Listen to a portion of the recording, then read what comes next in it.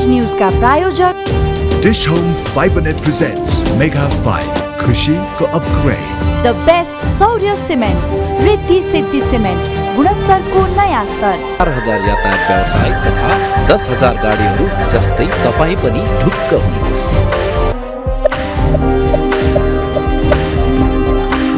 Jagadamba super sign तथा ग्याल्बा plus जस्ता पाता जीवन भरको भरोसा र नयाँ जमानाको ग्लो एन्ड लभली।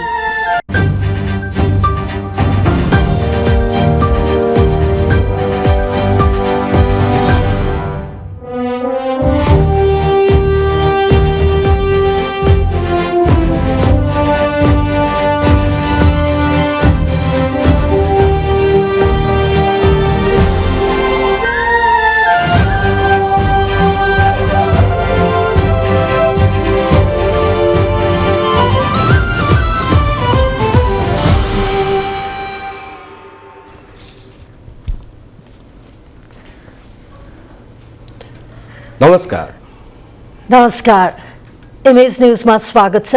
सुरुमा हेडलाइन्स।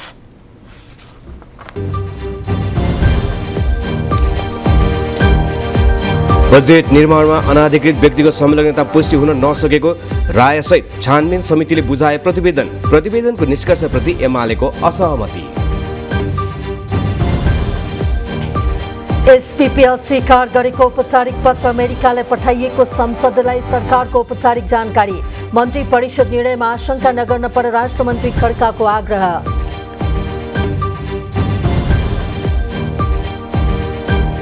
अमेरिकी सहायक विदेश मन्त्री लु भेटघाटमा व्यस्त। नेपालको वैदेशिक नीति संशयमा परेको विज्ञको ठहर।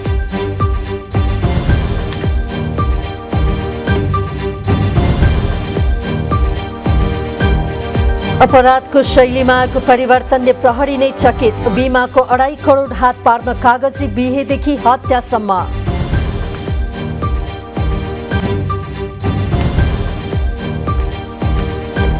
आगोसँग नखेल्न अमेरिकी राष्ट्रपति बाइडेनलाई चिनिया राष्ट्रपति सीको चेतावनी। ताइवानमा एकपक्षीय निर्णय स्वीकार्य नहुने अमेरिकी अडान।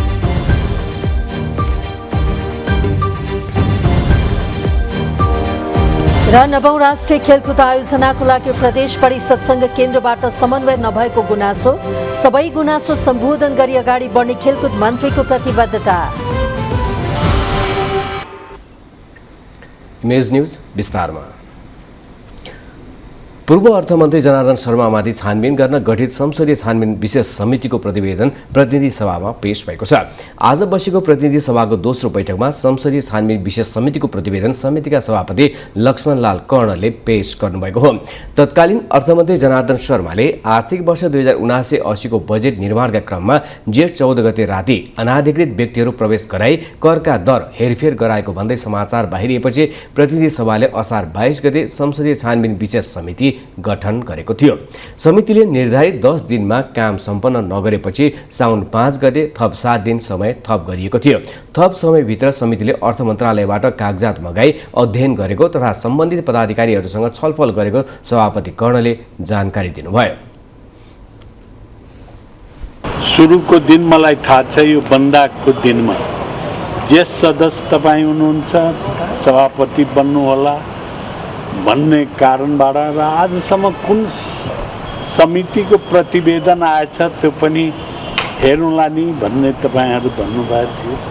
यो समितिको प्रतिवेदन आयो त हेर्नुभयो नि। आलोचना कति सही छ कति गलत छ त्यो कुरा त प्रतिवेदन पढ्दाखेरि थाहा हुन्छ। कति हामी मेहनत गरेका कति सहमति जुटाउने कोसिस गरेका। छानबिन समितिमा खगराज अधिकारी, देवप्रसाद गुरुङ, पुष्पा भुषाल, प्रदीप कुमार गेवाली, भानुभक्त ढकाल, विमला विक, लक्ष्मणलाल कर्ण, शक्तिबहादुर बस्नेत, सरला कुमारी यादव, सीताराम महतो, सुरेन्द्र प्रसाद यादव रहनुभएको थियो। पुष्पा भुषाल उपसभामुख निर्वाचित भएपछि भने सो ठाउँमा मीनबहादुर विश्वकर्मालाई राखिएको थियो। समिति सभापति कर्णले समितिको 23वटा बैठक बसेको जानकारी दिनुभयो। प्रमुख प्रतिपक्ष एमालेका 4 सांसदले भने समितिको यो प्रतिवेदनमा राखिएको निष्कर्षको विरोध गरेका छन्। सरकारले स्टेट पार्टनरशिप प्रोग्राम एसपीपी अघि नबढाउने औपचारिक लिखित जानकारी अमेरिकी सरकारलाई दिएको बताएको छ। प्रतिनिधि सभाको आजको बैठकमा एसपीपी विषयमा संसदलाई जानकारी दिँदै परराष्ट्र मन्त्री डाक्टर नारायण खड्काले कूटनीतिक माध्यमबाट नेपालले एसपीपी अघि नबढाउने निर्णय गरेको लिखित जानकारी अमेरिकी सरकार समक्ष पठाएको बताउनुभयो। परराष्ट्र मन्त्री खड्काले 2079 असार 6 को मन्त्री परिषद बैठकले एसपीपी अघि नबढाउने निर्णय गरे पनि आन्तरिक परामर्श आवश्यक भएकाले केही समय लागेको स्पष्ट पार्नुभयो। उहाँले नेपालको सर्वोच्च निकाय मन्त्री परिषदले गरेको निर्णयका विषयमा सांसदहरूले शङ्का व्यक्त गर्नु अस्वाभाविक भएको टिप्पणी गर्नुभयो। एसपीपी अगाडि नबढाउने विषयमा सरकारको दृष्टिकोण स्पष्ट रहेको र सरकार स्वतन्त्र सन्तुलित परराष्ट्र नीति सञ्चालनमा सक्षम रहेको दावी गर्नुभयो।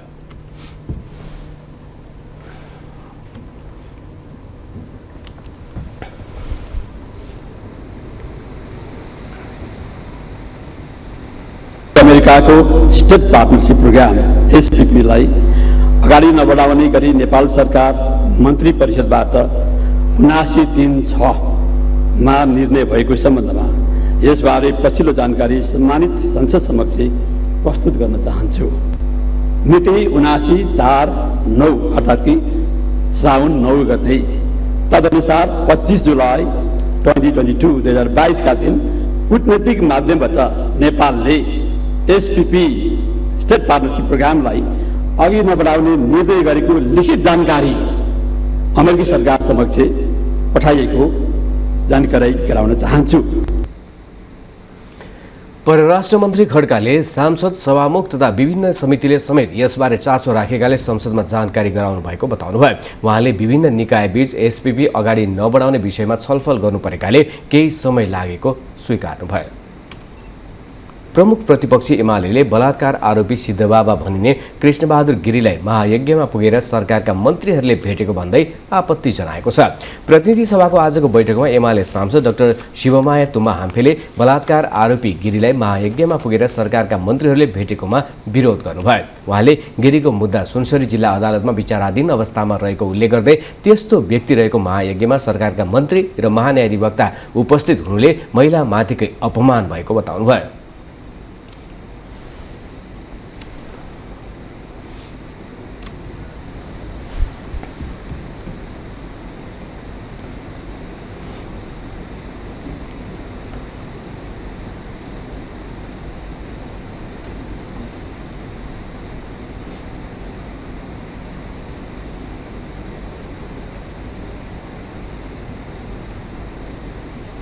सुनसरी जिल्ला अदालतमा विचाराधीन रहेको मुद्दासँग गाँसिएका आफ्नै अनुयायीलाई बलात्कार गरेको आरोप लागेका व्यक्ति पनि संलग्न छन् भन्ने कुरा सर्वत्र छरिएको कुरा छ, सबैले बुझेकै कुरा छ। तसर्थ हामीले अदालतमा विचाराधीन भएको मुद्दाको बारेमा भन्नु केही छैन सभामुख महोदय। तर सो मुद्दासँग जोडिएका व्यक्ति जसलाई हामीले कृष्णबहादुर गिरी अथवा सिद्ध बाबा भनेर चिन्ने गरिएको छ, ती व्यक्ति जोडिएको जहाँ हाम्रा सरकारमा प्रतिनिधित्व सरकारको मन्त्री सरकारी वकिलको प्रमुख पदमा बसेको महान्यायाधिवक्ता समेत सो महायज्ञमा गएर आफ्नो उपस्थिति जनाउँदाखेरि यो मुलुकका नेपाली महिलाहरूले नेपाली जनताले के ठानेका छन् भन्ने कुरा सोच्ने कि नसोच्ने सरकार पक्षले। आरोपित व्यक्ति शक्ति केन्द्रका मानिससँग जोडिनुले पीडितमाथि थप मनोवैज्ञानिक असर पर्ने भन्दै उहाँले यस्ता गतिविधि नगर्न सम्झाउनुभयो।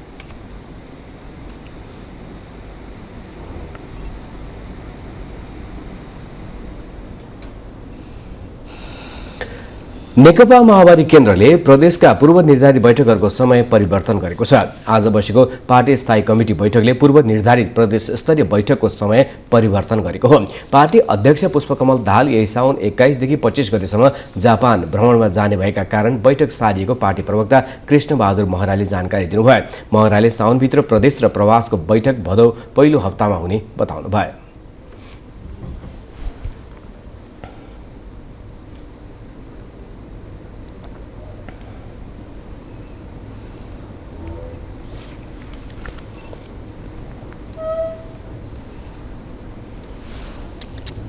अध्यक्ष कमरेड आज अरू एजेन्डा हामी प्रवेश गरेनौँ।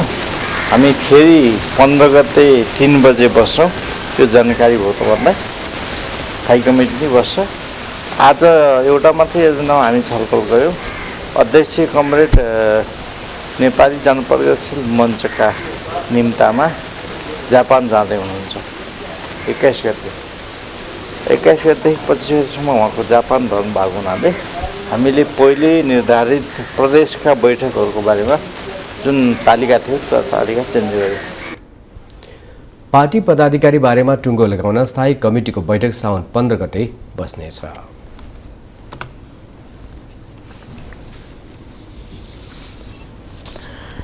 नेपाल भ्रमणमा रहनुभएका अमेरिकी सहायक विदेश मन्त्री डोनाल्ड लूले प्रधानमन्त्री शेरबहादुर देउवासँग भेटवार्ता गर्नुभएको छ।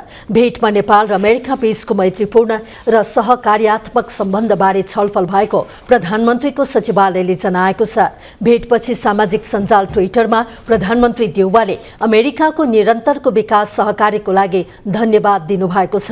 उहाँले अमेरिकाबाट आगामी दिनमा अझ उच्च स्तरको आर्थिक सहकार्यको अपेक्षा गरेको उल्लेख गर्नुभयो। प्रधानमन्त्री निवास बालुवाटारमा भएको भेटमा 75 वर्ष नेपाल अमेरिका साझेदारी र जनताको तहमा रहेको मजबुत सम्बन्ध लगायत विषयमा छलफल भएको काठमाडौँ स्थित अमेरिकी दूतावासले जनाएको छ।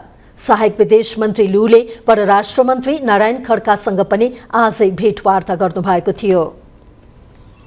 अन्तर्राष्ट्रिय सम्बन्धका विज्ञ प्राध्यापक डाक्टर खड्ग केसीले अमेरिकी स्टेट पार्टनरशिप प्रोग्राम एसपीपी का कारण नेपालको असंलग्न परराष्ट्र नीतिमा शंका गर्ने ठाउँ धेरै भएको बताउनु भएको छ। ललितपुरमा आयोजित अन्तर्क्रियामा बोल्दै उहाँले एमसीसी आईपीएस को अंग हो वा होइन भन्ने विषय नागरिकले अझै बुझ्न नसकेको भन्दै यसबारेमा स्पष्ट हुन आवश्यक रहेको बताउनुभयो। उहाँले व्याख्यात्मक टिप्पणी भनेर लाज छोप्ने आधारमा एमसीसी पास गरिएको उल्लेख गर्दै सरकारको पछिल्लो गतिविधिबाट एमसीसी आईपीएस को अंग हो वा होइन भन्ने कुरामा विश्वस्त हुन सक्ने स्थिति नरहेको बताउनुभयो।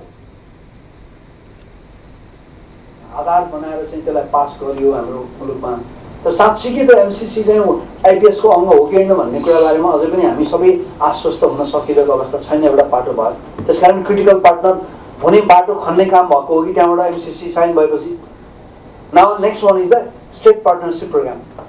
स्टेट पार्टनरशिप प्रोग्रामको बारेमा पनि हामीले धेरै पहल गरिरहेको कुरा, यसमा पनि मलाई त नेपालको राजनीतिक दलहरूप्रति नै अन्तर्राष्ट्रिय सम्बन्धका विज्ञ बीआरआईलाई बुझेर नै पश्चिमा देशले नेपाललाई बढी न्याली रहेको भन्दै डाक्टर केसीले अमेरिकाका राजनैतिक र सैनिक अधिकारीको बाक्लिँदो नेपाल भ्रमणले जनतामा विभिन्न संशय पैदा गरेको बताउनुभयो।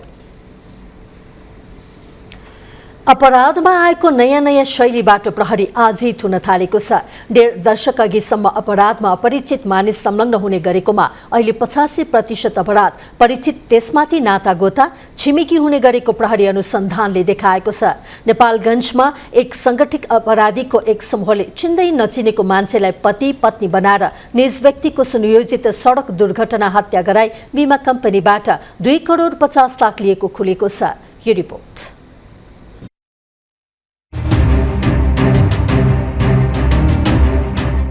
नेपाल प्रहरीको अनुसन्धान ब्युरो सीआईबीले देशका विभिन्न स्थानबाट आपराधिक गिरोहमा संलग्न 6 जनालाई पक्राउ गरी अनुसन्धान प्रक्रिया अघि बढाएको छ। 1 वर्ष अघि बाँके लालपुरमा मोटरसाइकललाई मिनी बसले ठक्कर दिई भएको दुर्घटनामा सर्जन विकको मृत्यु भएपछि नेपालगञ्जको रिलायन्स लाइफ इन्स्योरेन्सबाट उनकी पत्नी सपना मल्लले मृतकको नाममा बीमा र पुनर्बीमा कम्पनीबाट 2 करोड 50 लाख लिएको रहस्य खुलेको छ।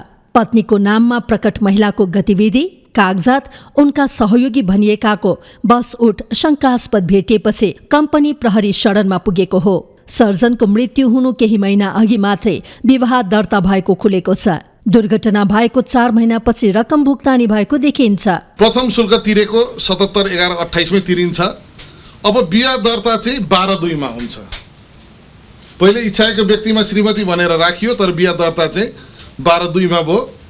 अब 12/2 मा भइसकेपछि 78/1/2 मा 1 महिनापछि दुर्घटना हुन्छ र बिमा भुक्तानी 78/4/14 मा 2 करोड 50 लाख रुपियाँ हुन्छ।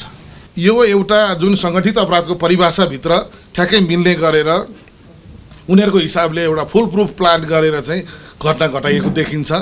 अब यसलाई चाहिँ हामीले ठगीबाट चाहिँ सुरु गर्छौं र अनुसन्धानको क्रममा जे देखिन्छ जुन जुन पात्रको जे कसुर देखिन्छ अथवा अरू कसुरवार अरू पनि छन् कि ती सबैको चाहिँ समग्र अनुसन्धान गरेर चाहिँ हामी अगाडि बढ्छौँ। अनुसन्धानकै क्रममा सञ्जीव अर्याल नामका व्यक्तिले सपना सङ्घको मिलोमतोमा सञ्जीव अर्यालको नाममा 80,36,000 घटनामा संलग्न अर्का व्यक्ति दीपक केसीले 60 लाख लिएको खुलासा भएको हो। सोही घटनामा संलग्न ललिता सापकोटालाई पनि प्रहरीले पक्राउ गरी अनुसन्धान प्रक्रिया अघि बढाएको छ।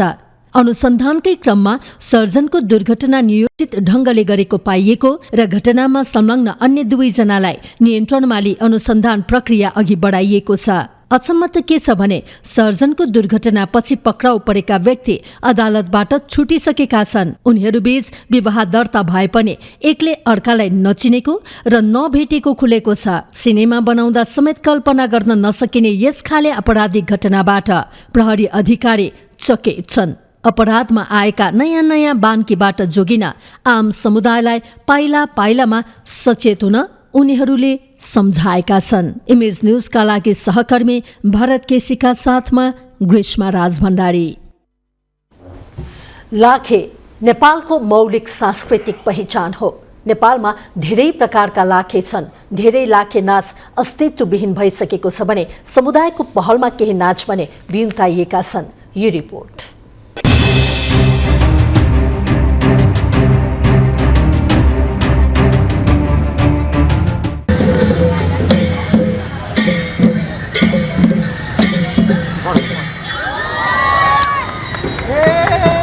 गथामुग सँगै नेपाल मण्डलमा चाड पर्व सुरु भएका छन्। त्यसै मध्ये लाखे नाच पनि एक हो जसले विशिष्ट मौलिक सांस्कृतिक पहिचान बोकेको छ। नेवार समुदायको बाहुल्य रहेको ठाउँमा लाखे नाच निकालिन्छ।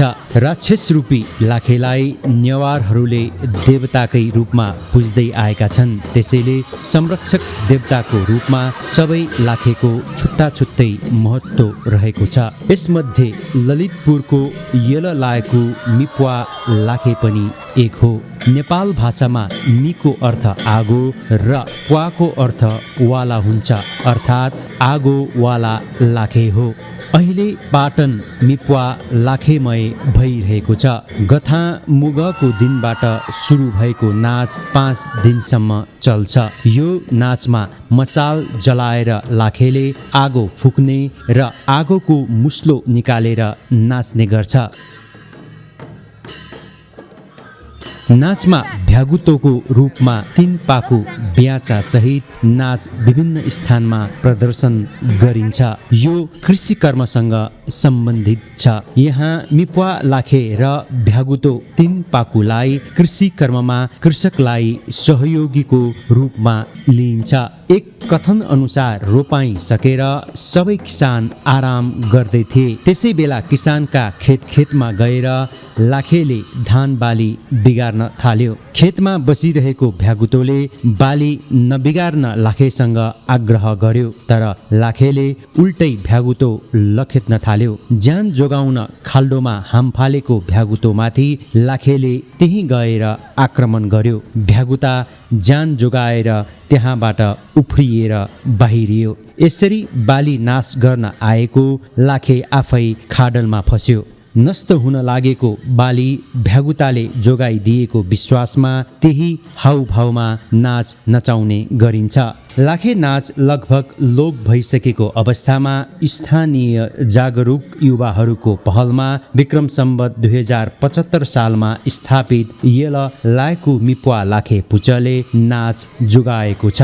पुचका अध्यक्ष उत्तम रत्न साकेका अनुसार यो लिच्छविकालीन नाच हो। विभिन्न कालखण्ड पार गर्दै वर्तमान स्वरूपमा नाचले निरन्तरता पाउन सक्नु नै ठुलो उपलब्धि हो।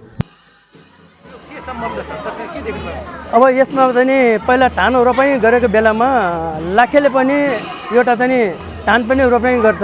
किनभने चाहिँ यो पहिला चाहिँ किसानहरू चाहिँ हाम्रो जनसमुदाय कम भएको बेलामा, प्रजागन्ती कम भएको बेलामा त्यो लाखेले पनि उहाँको 3 जनाले चाहिँ उहाँले चाहिँ 1 जना पनि धान रोपाइँ गर्छ र 1 जना चाहिँ लाखेले पनि 1 जना चाहिँ खेतमा चाहिँ एकदम राम्रो चाहिँ केटीहरू पनि देख्यो। उहाँ त अर्कै चाहिँ भेषभूषा लगाएर पनि एउटा चाहिँ प्रेम कथा पनि पहिला त्यस्तो पनि मैले कुरो सुनेको छु। नेपालका यस्ता जीवित सम्पदा लाखे नाच जोगाउन आवश्यक छ। यसका लागि युवा सक्रियता महत्त्वपूर्ण छ। इमेज समाचारका लागि सहकर्मी भूपेन्द्र खड्काका साथ नरेन्द्र मानन्धर, ललितपुर।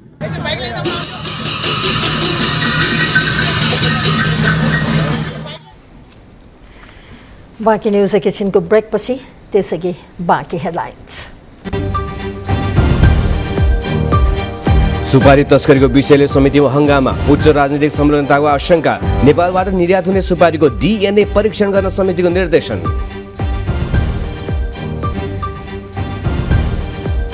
इन्धनमा लागत मूल्य घटेपछि पनि उपभोक्ता मूल्य घटाउन ऑयल निगमको अलमल। आन्तरिक समस्या देखाएर उपभोक्ता कसले नीति।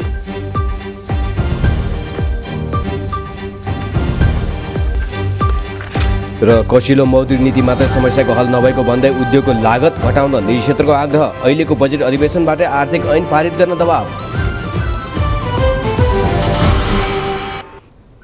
ब्रेकमा स्वागत छ। अब बाँकी न्युज। नेपालबाट विदेश निर्यात हुने सुपारीको DNA परीक्षण गर्नुपर्ने भएको छ। आज राष्ट्रिय सभा अन्तर्गतको दिगो विकास तथा सुशासन समितिको बैठकले सुपारी र उत्पादन भएको स्थान परीक्षण गर्न निर्देशन दिएको हो। विदेशबाट नेपालमा अवैध भित्रिएको सुपारी पुनः विदेश पठाउँदा नेपालमा उत्पादन भएको उत्पत्तिको प्रमाणपत्र भेटिन थालेपछि सरकारले नै चासो बढाएको छ।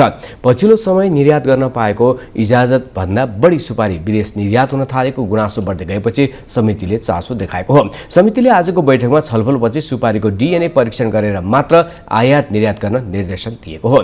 बैठकमा भन्सार विभागका महानिर्देशक कमल प्रसाद भट्टराईले स्थानीय कृषि ज्ञान र उद्योग वाणिज्य संघले उत्पत्तिको प्रमाणपत्र सिफारिस गरेपछि सामान्य प्रक्रिया पुर्याएर निर्यात गर्न दिने गरिएको बताउनुभयो।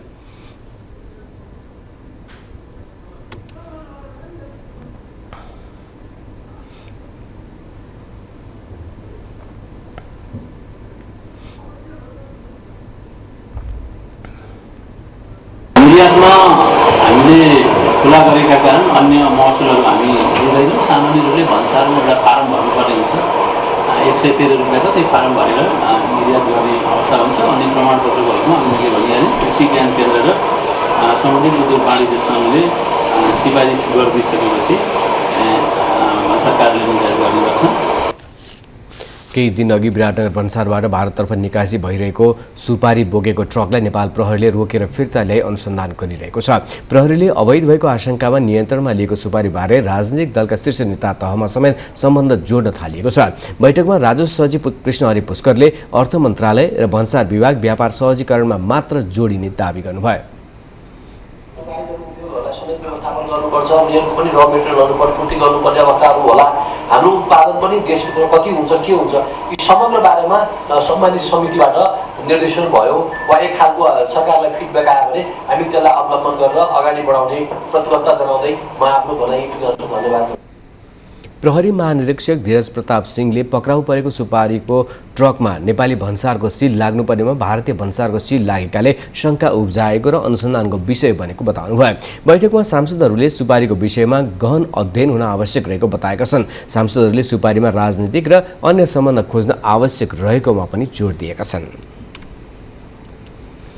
पछिल्लो 24 घण्टामा देशभर थप 577 जनामा कोरोना भाइरस संक्रमण पुष्टि भएको छ। स्वास्थ्य मन्त्रालयका अनुसार 4282 जनाको कोरोना परीक्षण गर्दा उक्त संख्यामा संक्रमित थपिएका हुन्। 2474 जनाको PCR र 1808 जनाको एन्टिजेन परीक्षण गरिएको थियो। अहिले देशभर 4356 जना सक्रिय संक्रमित छन्। कोरोना संक्रमणबाट पछिल्लो 24 घण्टामा 2 जनाको मृत्यु भएको पनि मन्त्रालयले जनाएको छ।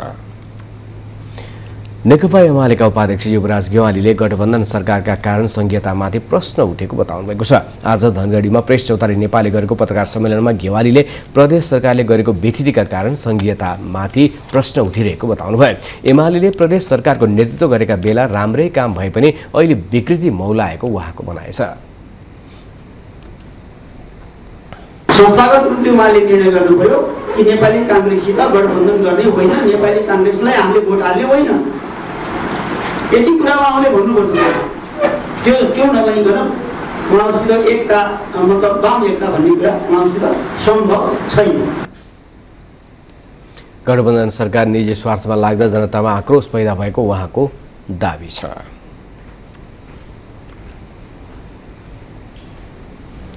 साहित्यकार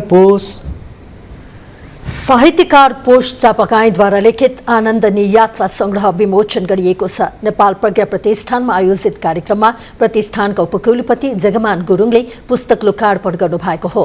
विमोचन कार्यक्रममा नियात्रा संग्रहका लेखक चापागाईले आफूले कैलाश मानसरोवर यात्राका क्रममा देखेको आकर्षक र लोभलाग्दो अनुभव कृतिमा समावेश गरिएको बताउनुभयो। कार्यक्रमका वक्ताहरूले विमोचित कृतिको विषयमा आफ्नो धारणा राखेका थिए।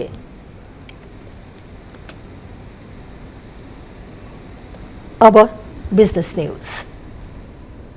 बिजनेस न्यूज का प्रायोजक मेरो देश मेरो जगदम्बा सिमेन्ट। सर्वोत्तम सिमेन्ट, सर्वोत्तम मजबुती। अन्तर्राष्ट्रिय बजारमा पेट्रोलियम पदार्थको मूल्य घटेसँगै नेपाल ओइल निगमले जुलाई 16 मा भारतीय ओइल कर्पोरेसन आईओसीबाट घटेको मूल्य अनुसार नै खरिद गरेको छ। तर उपभोक्ता बढेकै मूल्यमा इन्धन किन्न बाध्य छन्। आईओसीले पेट्रोल प्रति लिटर 15, डिजल 16 रुपैयाँ मूल्य घटाएर दिए पनि यता निगमले भने आन्तरिक व्यवस्थापनको कारण देखाएर उपभोक्तालाई कस्तै आएको छ। यो रिपोर्ट।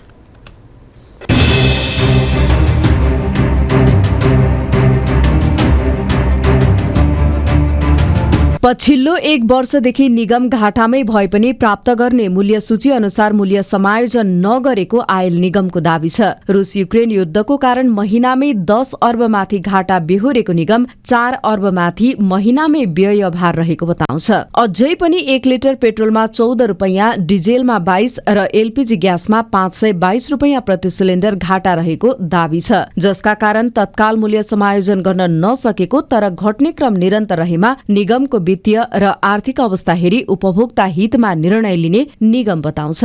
विगतमा हामीले मूल्य हत्तै बढेर आउँदाखेरि पनि त्यो अनुरूप पनि मूल्यमाथि हामीले बढाएनौँ।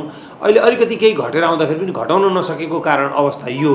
अब खासमा यो घटाउँदाखेरि के हुने भयो भने हाम्रो घाटा, निगमको घाटा जिउका त्यो रहने भयो होइन। र त्यसले गर्दाखेरि अहिले हामीले चाहिँ तेल खरिद गरेको रकम जुन हामीले इन्डियन ऑयल कर्पोरेसनलाई जुन भुक्तानी गरिरहनु परेको छ त्यो भुक्तानी गर्न चाहिँ ड्यू रहेको छ, जुन चाहिँ बाँकी रहेको रकम छ, बक्यौता छ, त्यो बक्यौता पनि क्लियर हुने अवस्था आएन। र त्यसैको कारणले घाटा भइरहेको अवस्थामा अहिले तत्कालमा चाहिँ हामीले यो चाहिँ घटाउन सक्ने अवस्था नआएको। निगमले पछिल्लो पटक 25 अर्ब आईओसीलाई बुझाएको र 9 अर्ब अझै बुझाउन बाँकी रहेको छ। यसैका लागि नेपाल सरकारले 7 अर्ब ऋण निगमलाई उपलब्ध गराएको छ। सरकारबाट अनुमति प्राप्त संस्था भए पनि भारतबाट तेल खरिद गरी नेपाली उपभोक्ता माझ पुर्याउन निगमलाई चुनौती देखिएको हो। मूल्य निर्धारण अन्तर्राष्ट्रिय बजारले गर्ने र ढुवानी रकममा वृद्धि भएकाले घाटा बढ्दै जानु स्वाभाविक मानिरहँदा आम उपभोक्ता भने स्वचालित मूल्य प्रणाली लागू गर्न नसक्नु निगमको बेइमानी र गैर जिम्मेवार रहेको उपभोक्तावादीको विश्लेषण छ। हामी पारदर्शी व्यवसाय गर्ने हो र नेपाल आयल नियमलाई जनपक्ष बनाउने हो, जनताको हितमा काम गर्ने हो, बलियो बनाउने हो र नागरिकप्रति जुन किसिमको अविश्वास छ त्यो अविश्वास चिर्नको निम्ति विश्वास कायम गर्ने हो भने चाहिँ अन्तर्राष्ट्रिय बजार होइन कि इन्डियाबाट आएको जुन आईओसीको मूल्यको आधारमा हामीले मूल्य समायोजन गर्नुपर्छ भन्दाखेरि यो नागरिकप्रति सरकार विशेष गरी नागरिक अधिकार र नागरिकप्रति राज्य सरकार जिम्मेवार नबन्ने र आफ्नो अनुकूलतामा गर्दाखेरि व्यवहार गर्ने, त्यसपछि अब बढाउन पर्यो, अब फेरि मूल्य घटाउनको लागि चाहिँ टैचुप मैचुप गर्ने अवस्था छ। यो नागरिकप्रतिको बेइमानी हो। पेट्रोलियम पदार्थको मूल्य बढ्नु भनेको समग्र आपूर्ति व्यवस्था असहज हुनु हो। विभिन्न बहानामा इन्धनको मूल्य वृद्धिले आम नागरिकसँग प्रत्यक्ष जोडिएको दैनिकी र भान्सा समेत प्रभावित हुने गरेको छ। अत्यावश्यक वस्तुमा अनावश्यक त्रुटि, कमजोरी खोज्न र निगमभित्रको आन्तरिक आर्थिक प्रशासन पारदर्शी हुन आवश्यक छ। घाटाको व्यापार गरेर सधैँको रोइलो गाउनुपर्ने यो अवस्था निगमका लागि पनि शोभनीय होइन। निगमको सेवाप्रति उपभोक्ता सन्तुष्ट भएका दिन सरकारसँग नागरिकको गुनासो कम हुने निश्चित छ। इमेज न्यूजका लागि सहकर्मी राजेन्द्र नापितका साथ प्रमिला खतिवडा, काठमाडौँ। नेपाल उद्योग वाणिज्य महासंघका अध्यक्ष शेखर घोल्साले नेपाल राष्ट्र बैंकले सार्वजनिक गरेको मौद्रिक नीति उद्योगी व्यवसायहरूको लागि सहज नभएको बताउनु भएको छ। आज 28औं कार्गो दिवसका अवसरमा नेपाल फ्रेट फरवार्डर्स एसोसिएसन नेफाले ललितपुरमा गरेको कार्यक्रममा उहाँले वर्तमान अर्थतन्त्रमा देखिएको समस्या समाधान गर्न मौद्रिक नीति कसिलो आएकाले प्रतिकूल रहेको बताउनुभयो। अध्यक्ष गोल्छाले मौद्रिक नीतिले बैंकको ब्याज दर र तरलता अभावलाई अझै बढाउने दावी गर्नुभयो। उहाँले राष्ट्र बैंकको कसिलो मौद्रिक नीति छोटो समयका लागि मात्रै कायम हुनुपर्नेमा पनि जोड दिनुभयो। औद्योगिक उत्पादनका लागि बैंक ब्याज दरमा छुट दिने व्यवस्था उत्साहजनक रहेको भन्दै उहाँले अहिले अर्थतन्त्रमा देखिएका समस्या धेरै लामो समयसम्म नरहने दावी समेत गर्नुभयो।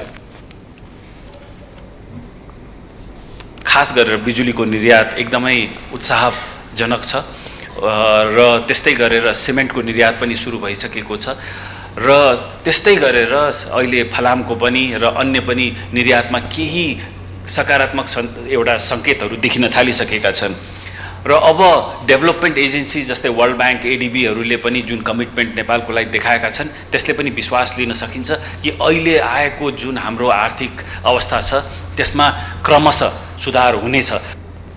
अध्यक्ष गोल्छाले पछिल्लो समय विद्युत, सिमेन्ट र फलाम जस्ता सामान निर्यात सुरु हुनु अर्थतन्त्र सुधारको सकारात्मक सङ्केत रहेको दावी गर्नुभयो। उहाँले अर्थतन्त्रमा देखिने समस्या दीर्घकालीन रूपमा समाधान गर्न मुलुकमा उत्पादन बढाएर निर्यात बढाउने र यसका लागि उत्पादन लागत घटाउनुको विकल्प नभएको बताउनुभयो।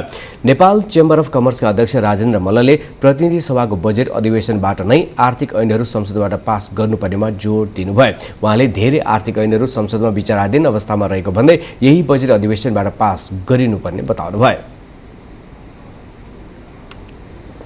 आर्थिक क्षेत्रसँग रिलेटेड थुप्रै ऐनहरू त्यतिकै चाहिँ पेन्डिङमा छ र चाहिँ विगत 4-5 वर्षदेखि गरेको मेहनत खेर जान सक्ने आशंका भएकोले यो संसदमा रहेको विधेयकलाई यही चाहिँ वर्षीय अधिवेशनमा आर्थिक क्षेत्रसँग रिलेटेड सम्पूर्ण विधेयकहरू चाहिँ पारित गर्नुको लागि चाहिँ म अनुरोध गर्न चाहन्छु माननीय मन्त्रीलाई। अध्यक्ष मल्लले मौद्रिक नीतिले विगतमा व्यवसायहरूलाई दिएको सुविधा समेत कटौती भएको तथा बैंक ब्याज दरको बेस रेटको प्रिमियम समेत 4% लिने नीतिले महँगी बढाउन सक्नेतर्फ चिन्ता व्यक्त गर्नुभयो।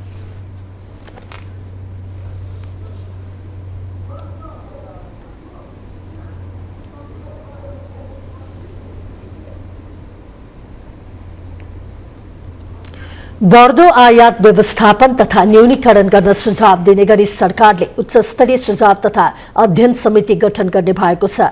राष्ट्रिय योजना आयोगका उपाध्यक्ष डाक्टर विश्वनाथ पौडेलको अध्यक्षतामा गठन हुने समितिले आयात घटाउन सरकारले तत्काल लिनुपर्ने निर्णयबारे सुझाव पेश गर्नेछ। मन्त्री परिषदको गत सोमबारको बैठकले समिति गठन गर्ने निर्णय गरेको हो। समितिलाई विश्व व्यापार संगठन तथा नेपालको आयात व्यवस्थापन कानून र अभ्यास सम्बन्धमा सुझाव पेश गर्ने अधिकार तोकिएको छ।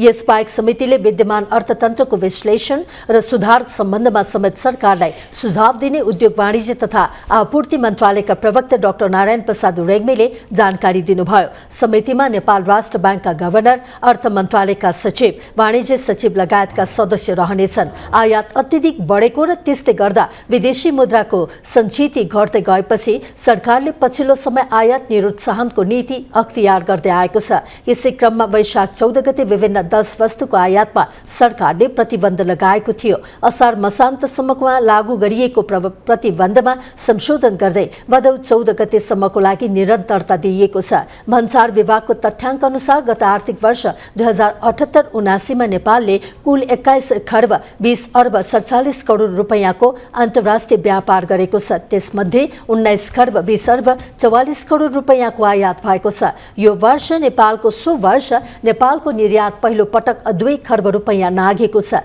निर्यातमा सुधार आए पनि आयात अत्यधिक हुँदा व्यापार घाटा 17 खर्ब 20 अर्ब रुपैयाँ नाघेको छ। गत आर्थिक वर्षमा अत्यधिक आयात बढ्नुमा पेट्रोलियम पदार्थको हिस्सा सबैभन्दा धेरै छ। शेयर कारोबार हुने साताको अन्तिम दिन आज बजार दोहोरो अङ्कको सुधारियो। बजारमा दोहोरो अङ्कको सुधार देखेको भए पनि कारोबार रकम भने केही न्यून भयो। आज 2 घण्टा मात्र कारोबार भएकाले बजार कारोबार घटेको हो। 215 कम्पनीको 51,10,000 किता शेयर 2 अर्ब 19 करोड बराबरमा किनबेच भएको एक्सचेन्जले जनाएको छ। कारोबारमा अधिकांश समूहको उपसूचकमा सुधार देखिँदा जलविद्युत समूहको उपसूचक 9 अङ्कले, जीवन बीमा समूह 24 अङ्कले, निर्जीवन बीमा समूह 13 अङ्कले गिरावट आएको छ। यस्तै बैंकिङ समूहको 3 अङ्कले, विकास बैंक 179 अङ्कले र वित्त कम्पनी 18 अङ्कले सुधारिएका छन्।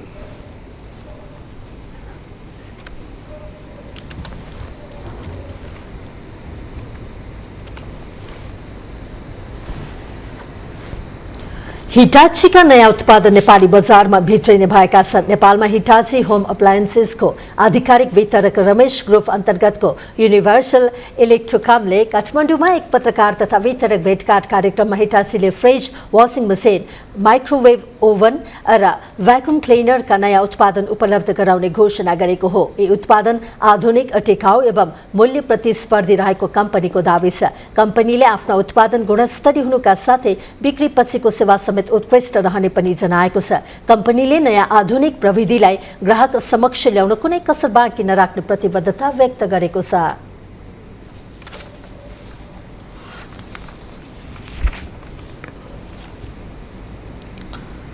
अलैँचीको बजार तथा उपभोग प्रवर्धन गर्ने उद्देश्यसहित वाह अलैँची अभियान सुरु गरिएको छ। नेपाल अलैँची व्यवसाय महासङ्घले कृषि मन्त्रालय, प्रदेश 1 र स्विस सरकार विकास सहयोग SDC को सहयोग तथा होटल एसोसिएसन अफ नेपालसँगको सहकार्यमा अभियान थालेको हो। यो अभियान घरेलु तथा व्यावसायिक उपभोक्तामा नेपाली अलैँचीको प्रयोग र उपभोगमा सचेतना अभिवृद्धि गर्न केन्द्रित रहनेछ। बेलायतको रियालिटी कुकरी टिभी श्रृङ्खलाका विजेता सेफ सन्तोष शाह अभियानको ब्रान्ड एम्बेसडर रहनुभएको छ। उहाँले नेपाली अलैँची घरेलु बजारमा प्रवर्धन गर्न विशेष परिकार तयार गर्नुहुनेछ। साथै यो अभियानले युवा आकांक्षी प्रशिक्षार्थी र सेफहरूलाई आफ्नो पाककलामा अभिवृद्धि गर्न र नेपाली अलैँचीलाई नयाँ तरिकाले प्रयोग गर्न मञ्च प्रदान गर्ने जनाइएको छ।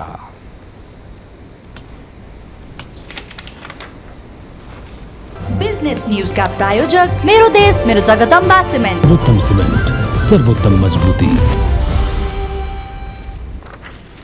इमेज न्यूजमा फेरि अर्को ब्रेक अघि बाँकी हेडलाइन्स। भारतीय वायुसेनाको विमान राजस्थानमा दुर्घटना हुँदा 2 पाइलटको निधन। दुर्घटनाको कारण पत्ता लगाउन छानबिन।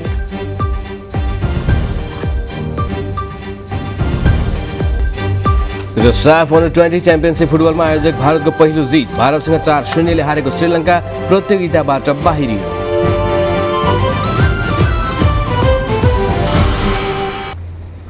अब स्पोर्ट्स न्यूज।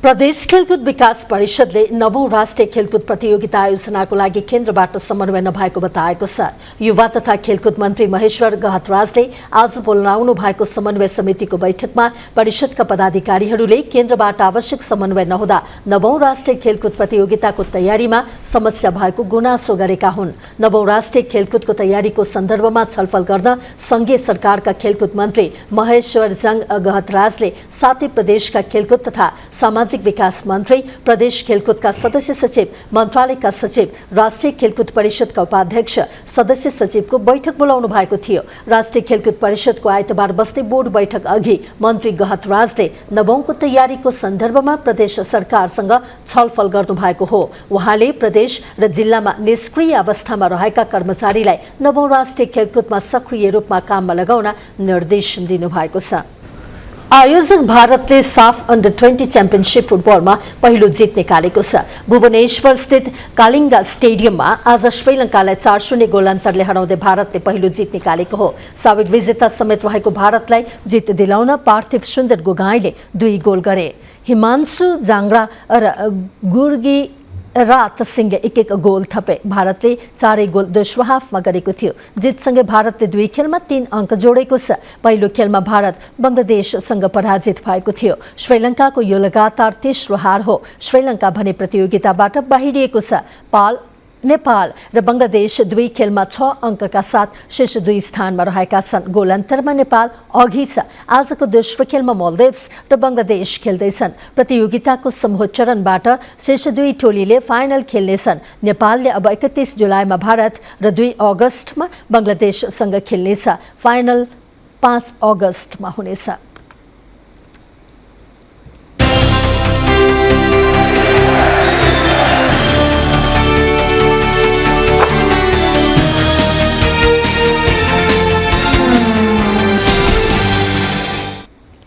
अब वेदर अपडेट।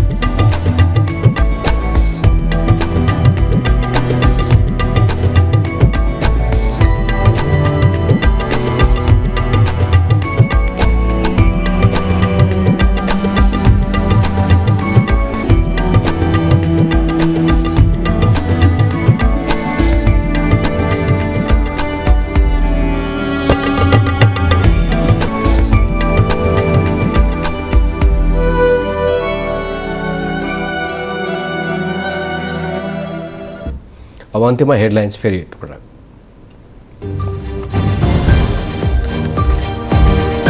बजेट निर्माणमा अनधिकृत व्यक्तिको संलग्नता पुष्टि हुन नसकेको रायसहित छानबिन समितिले बुझायो प्रतिवेदन।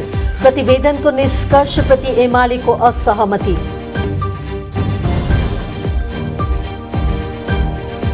एसपीपी अस्वीकार गरेको औपचारिक पत्र अमेरिकालाई पठाइएको संसदलाई सरकारको औपचारिक जानकारी। मन्त्री परिषद निर्णयमा आशंका नगर्न परराष्ट्र मन्त्री खड्काको आग्रह।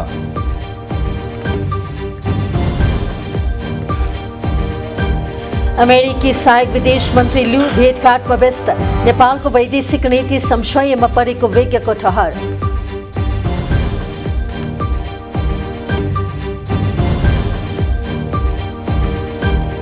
अपराध शैलीमा आएको परिवर्तनले प्रहरी नै चकित। बीमाको 2.5 करोड हात पार्न कागजी बिहेदेखि हत्यासम्म।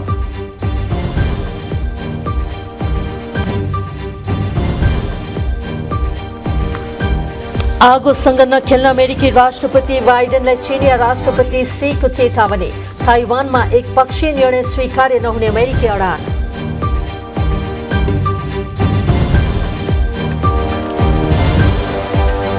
र 9औं राष्ट्रिय खेलकुद आयोजनाका लागि प्रदेश परिषदसँग केन्द्रबाट समन्वय नभएको गुनासो। सबै गुनासा सम्बोधन गरेर अगाडि बढ्ने खेलकुद मन्त्रीको प्रतिबद्धता।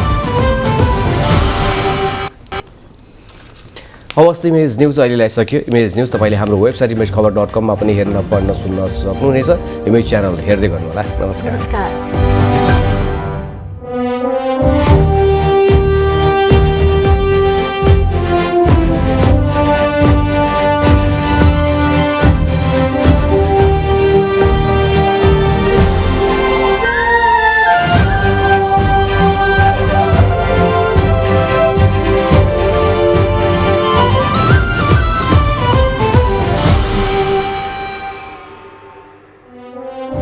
न्यूज का प्रायोजक dish home Fibernet presents mega 5 खुशी को अपग्रेड। द बेस्ट सौर्य सिमेन्ट, रिद्धि सिद्धि सिमेन्ट, गुणस्तर को नयाँ स्तर। 4000 यातायात व्यवसाय तथा 10,000 गाडीहरू जस्तै तपाईँ पनि ढुक्क हुनुहोस्।